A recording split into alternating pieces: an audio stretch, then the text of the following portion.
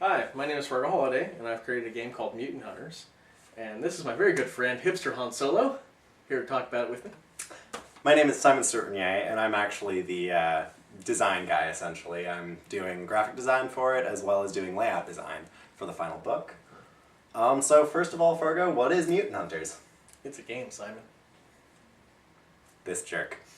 What I mean by that is, what is it all about? It's about 70 pages right now. See what I mean? How does the game run? It's a D6 based game, right? Yeah. So you roll d6, you get one-ish from your trait, and whatever the skill is. You roll against a target number, usually 4. If you get a 6, you can re-roll it to increase your total result, and if you beat the target number by, I believe it's triple, you get a super success, and you can go to the GM and go, I'd like to do something awesome! Which usually results in explosions. And now part of that is, once you've done a test like that, the trait that's associated with that skill reduces by 1. So you mean you get tired? You get tired, and you can actually end up crippled temporarily. So, swinging around a giant battle axe, or, as you mentioned before in a different take, an anvil. Yes. That, Fighter swinging an anvil all day cannot happen in this. Okay. That's good, because, people do get tired. It's realistic that way. And more importantly, it's dramatic that way. I can foresee things like, say, zombies in a regular game, not all that scary unless you make them Super really zombies. bad.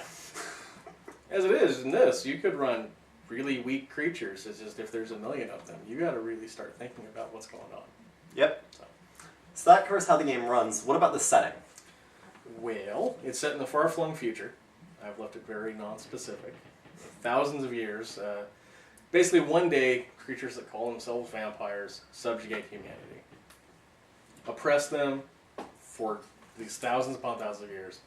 Genetically modify them to suit various tasks, mostly food. So that's the cattle genotype. Right.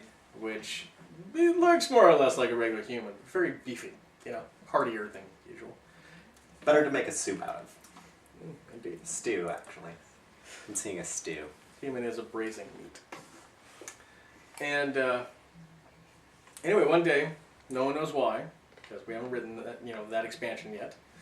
The vampires all disappeared. Actually, I like to leave that open to GM interpretation as to what happened.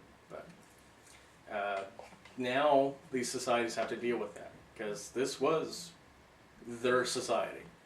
And now the central pillar of it, this near omnipotent being, is just gone. And it's actually ideally set a little ways out from that. But that's the basic gist. So I'm getting mutants, dystopian future, and vampires that aren't vampires. Where do the hunters come in? Well, your players typically, unless you decide to jump format, start as poor dumb bastards that have been recruited to hunt down dangerous mutants. Because no one wants to deal with these things that they relied on strong vampires to handle before. And your players are generally also mutants as well, right? Typically the most horrifying things in the game. Well, rather your player characters. Hopefully your players aren't mutants. So I'd say that pretty much covers the game, right? I think so. So how about why you should give us money? And by that I don't mean give this jerk money, because he's not actually in the business of stealing your money. He just has been working on this for 3 years. All of the money is going towards the project, I think. How is it divided? Well, we've allocated, roughly, assuming we get all funding, about $500 for website improvements, $500 for graphics improvements, pictures, more artists. My whatever. stuff. Yeah. Whatever he needs. And we will take money from other things if we need to. He's making me sound greedy. About $700 for printing costs, because I'd like to be able to have a store of books that we can get out to various conventions and things. Mm-hmm. The leftover is going towards fees, paying for perks, and things like that. So with all of this, you've already got the book written, right? Pretty much, aside from some sticky bits that need to be detangled. But the system itself is playable, has been played many times. Needs a little more playtesting. But So even if we don't get the full funding, the PDF is going to happen. We're going to make our best efforts to print the books as the rewards for people who have donated at that level. And on that note, when do you anticipate getting these rewards out? I believe it was earliest I was guessing we could get everything out would be about May, or starting to get things out, I should say. Yeah, that's like the early bird rewards, right? Yeah, well, some people will get PDFs, and that could happen, I figure, by the end of February. Right. Because, it's early access stuff, as we update the PDF, they get notified that there's a new PDF. Right, so the May is for the actual print copy. For print copy. Mm-hmm. Okay. So on that note, why people should give money.